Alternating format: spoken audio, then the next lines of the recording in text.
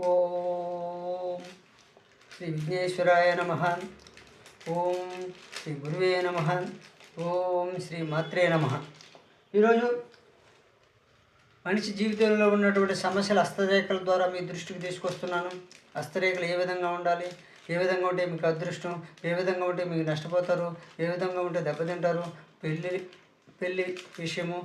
పెళ్లి విషయం చెప్పాను కదా, చిటికి వేలు కానీ కిందని చూసుకుంటే ఇక్కడ 70 ఏళ్ళు ఇది ఆత్మరేఖ ఉంటుందండి. ఇక్కడ ఇది ఆత్మరేఖ. ఈ ఆత్మరేఖకి చిటికిన వేలు కిందకి ఇది కొలుచుకుంటే 70 సంవత్సరాలుగా లెక్కేసుకొని పైనుంచి లెక్కేసుకొని మీకు ఎన్ని సంవత్సరాలు పెళ్ళి అవుతుందో తెలిసిపోద్ది. మీకు సంతానం ఉందా లేదా తెలియాలంటే ఇక్కడ వివాహ రేఖని అంటే వివాహ రేఖ ఈ వయసుని లెక్కేసుకోవాలి. సంవత్సరాలు దారం పెట్టుకొని దారం ప్రకారం సంవత్సరాలు కొలత వేసుకొని 7 భాగాలు చేసుకొని 7 బదులు 70. ఒక లేదు ఇంకా 5 ఏళ్ళు అట్లనుకో, ఆ 7 భాగాలుగా 14 భాగాలు చేసుకొని 14 ఐదు 70. లేకపోతే మీ లేదా సంవత్సరాల కొరకు తెలియాలంటే 28 భాగాలు చేసుకోండి, 2.5 సంవత్సరం. అట్లా ఈ విధంగా దారం పెట్టుకొని తెలుసుకొని మీకు 20 సంవత్సరాలు పెళ్ళి అవుతుంది మీకు తెలిసిపోతుంది ఒక చిన్న అంచనాలో. ఆ విధంగా మీరు దోషాల పరిహారం చేసుకుంటే మీకు పెళ్లి సులభం అవుతుంది, త్వరగా అవుతుంది. అదేవిధంగా ఈ విధంగా వివాహ సంతానం రేఖలు ఉన్నాయి. సంతానం ఉందా లేదా తెలియాలంటే ఎవరు అబద్ధాలు చెప్పారనుకోకుండా ఇద్దరికి ఉండాలి.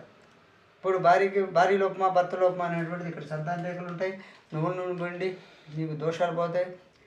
ఏదో ఆయిల్ పూసేసి మర్దం చేసేస్తే అక్కడ ఉన్నటువంటి మట్టి మశానం అంతా పూసేసి ఆ రేఖలు పుట్టుకి అవకాశం కూడా కలుగుతుందని చెప్తూ ఈరోజు నిరంతరము ఏదో ఒక చికాకుగా ఉంది. ఆఫీసు లేకపోతే సమస్యలు ఉన్నాయి, ఇంటికి వస్తే సమస్యలు ఉన్నాయి, ఇది లేకపోతే సమస్యలు ఉన్నాయి, కేసు వేస్తే గెలవలేకున్నాం, కేసులు వేస్తే చిరాకులు. కేసులు వేస్తే నువ్వు గెలిచినా నిన్ను అమలు చేసేవాళ్ళు కావాలి కదా.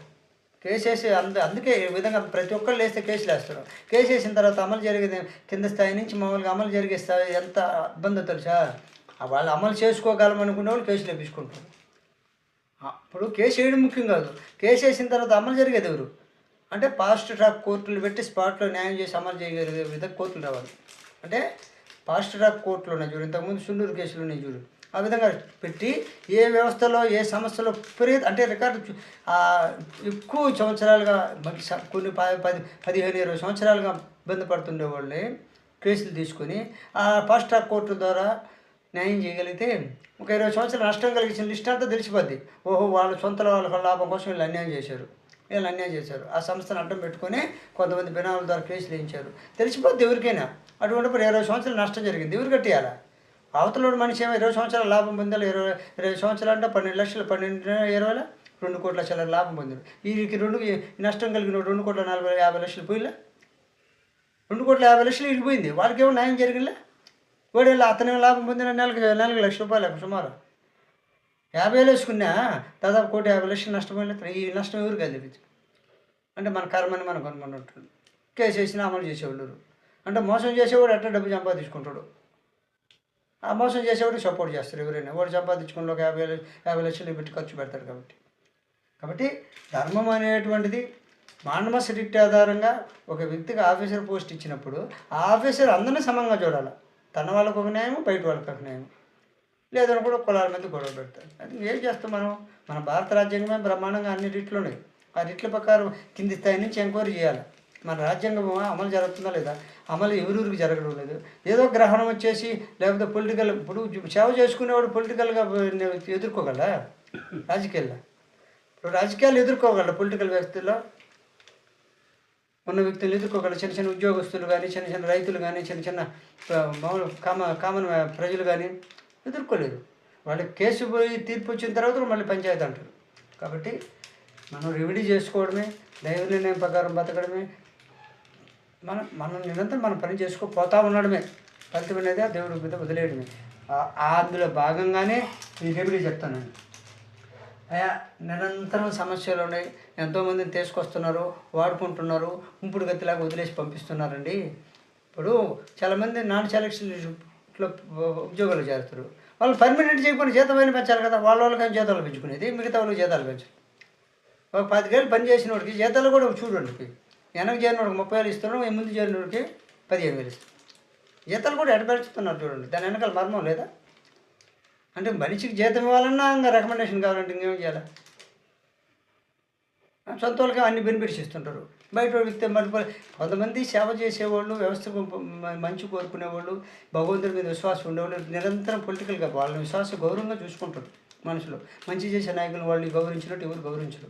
వాళ్ళకి ఏదైనా ఏ వ్యక్తి అయినా మంచి చేస్తాడో ఆ నాయకుడు అనుకున్నప్పుడు వాళ్ళని అన్యాయం జరుగుతుందని పాపం బాధపడిపోతారు. కానీ ఎవరికి తెలియదు ఆ విషయం. హస్తరేఖల ద్వారా తెలుసు. ఒక మంచి మనిషి పాపం అయ్యో పాపం ఆయన దెబ్బతింటారు, ఈ విధంగా కుట్రలు చేస్తారు ఆయన ఇంటి మీదకి, ఆయన వాళ్ళ ఇంటి మీదకి, వాళ్ళ కుటుంబం మీదకి మోసం చేసేవాళ్ళు వాళ్ళ అక్కడే ఉండి మోసం చేస్తున్నారని తెలిసింది అనుకో వాళ్ళు ఆందోళన పడతారు. తనకు న్యాయం జరగకపోయినా సరే వాళ్ళ గురించి ఆలోచించు వ్యక్తులు ఈరోజు ఉద్యోగాల్లో ఉన్నారు.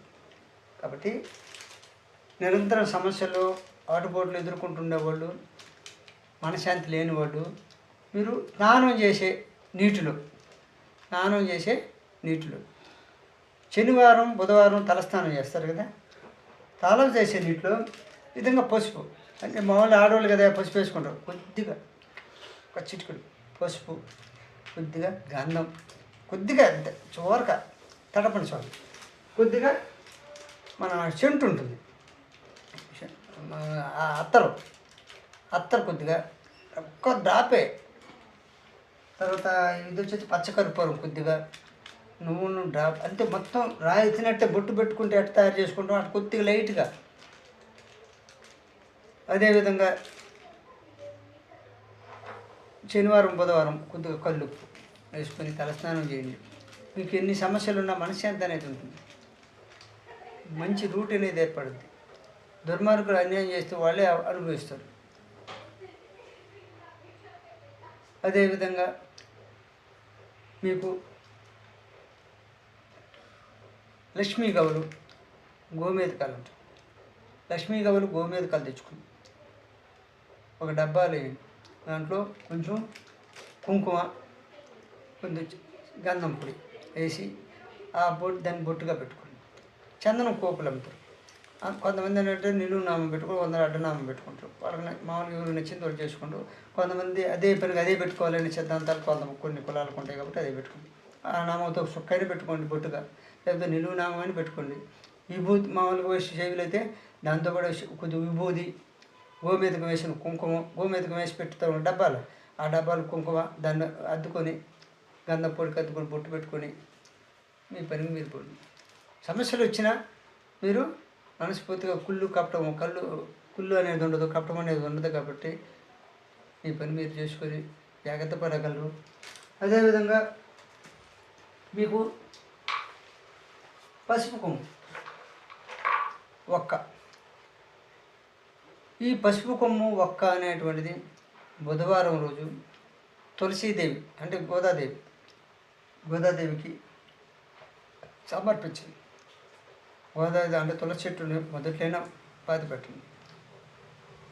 పెట్టేసి మనస్ఫూర్తిగా మీ సౌభాగ్యాన్ని కోసం నేను పసుపు మొక్క పెట్టాను, మా సౌభాగ్యాన్ని కాపాడమని ఆడవాళ్ళు, అంటే మా కుటుంబం బాగుండాలని మగవాళ్ళు మనస్ఫూర్తిగా అనుకొని పెట్టి, కొద్దిగా ఉంటే అవకాశం ఉంటే బెల్లం మొక్క కూడా బుధవారం రోజు పెట్టి దీపం దూరంగా పెట్టాలి. చాలామంది తులసి చెట్టు మొదట్లో పెట్టి కొడుతుంది, అది చాలా పాపం. తులసి చెట్టుకి దూరంగా దీపం పెట్టడమో లేకపోతే ధూపం వేయడమో చేయండి. ఇంట్లో ఉపయోగించే వాళ్ళు చాలామంది ఉంటారు, ఆడైనా పర్వాలేదు.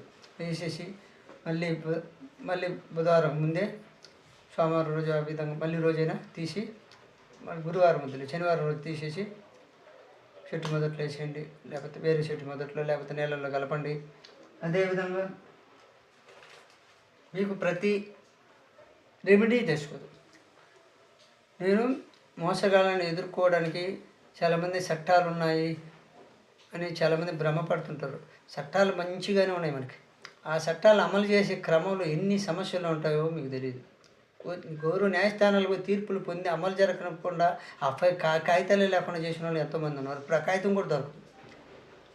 అంటే ఉద్దేశపూర్వకంగానే గెలిచినోడికి ఓడిపోయినోడికి తగులు పెట్టేసి మళ్ళీ వాళ్ళే వచ్చి రాజీ చేసి ఆ కాగితాలన్నీ వెళ్ళిపోతారు. పాత రోజుల్లో జెరాక్స్ ఉండవు కదా, వెళ్ళిపోతుంటాయి, మిస్ అయిపోతుంటాయి, కనపడవు, ఎక్కడ ఉండవు. ఎక్కడ వారు అసోసియేషన్ చేస్తారో లేకపోతే దాచిపెడతారో ఎవరు తెలియదు. గౌరవ న్యాయస్థానాలు గతంలో పెద్దలకు ఇచ్చిన తీర్పులు కూడా కనపడవు. మాయం చేస్తారు, మాయం చేస్తారు, రికార్డులే బయటకు పోతాయి. అలాంటి పరిస్థితుల్లో ఈ రెమెడీ చేసుకునేది. ఎందుకంటే వాళ్ళ చుట్టూ వీళ్ళ చుట్టూ తిరిగి అభిమానించండి మన వాళ్ళని, పెద్దవాళ్ళని మంచి చేసేవాళ్ళని నేను గౌరవించండి. మన వాళ్ళు కాకపోయినా సరే, మనకు న్యాయం చేయకపోయినా సరే వ్యక్తిగతంగా గౌరవించండి. గౌరవించండి. ఈ పసుపు కొమ్ము, ఈ ఒక్క కొద్దిగా బెల్లం ముక్క తీసుకుపోయి బుధవారం రోజు తులసి మొదట్లో పెట్టండి.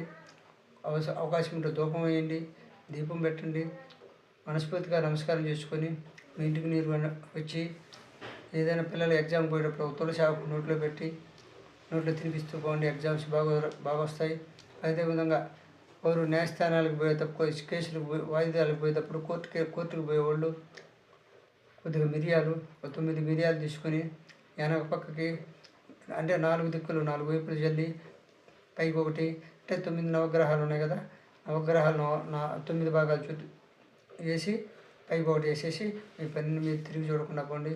లేదా 2 మిరియాలు పాకెట్లో పెట్టి తొక్కేసి పోయేసి వచ్చిన తర్వాత అవి పారేయండి. ఈ విధంగా రెమెడీ చేసుకొని అందరూ లక్షణంగా ఉంటారని, అందరికీ మంచి జరుగుతుందని నమ్మితే లైక్ చేయండి, షేర్ చేయండి, సబ్స్క్రైబ్ చేయండి.